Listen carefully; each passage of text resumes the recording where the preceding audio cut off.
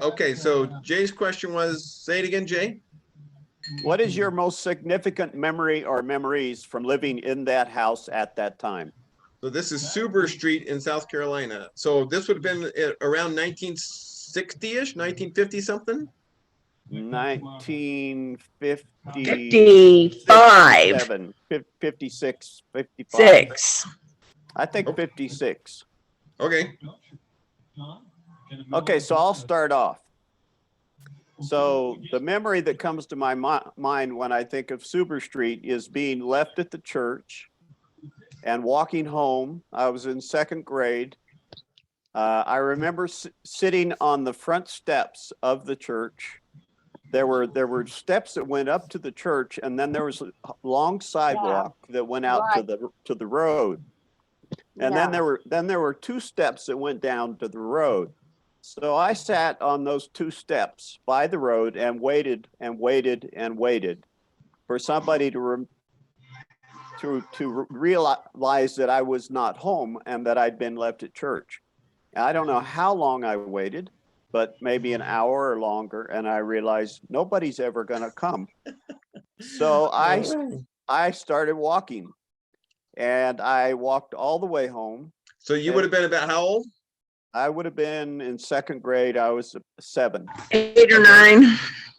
I could have been 8, but 7 or 8 years old. I got baptized in that church, and not long after I was baptized, we moved to North Carolina. So I could have been 7 or maybe just turned to 8.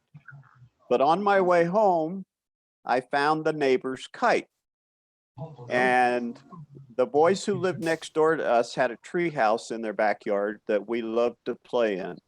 And they got a new plastic kite. And it was a brand new innovation, a plastic kite, not a paper kite. And I went over to their house when they flew it, and it flew way, way up in the sky, and then the string broke.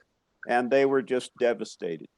So on my way home, as I'm walking along, I noticed something red off in the woods, and I thought, wow, look, that's the same color as that kite. I walked off into the woods until I got to it, and it was their kite.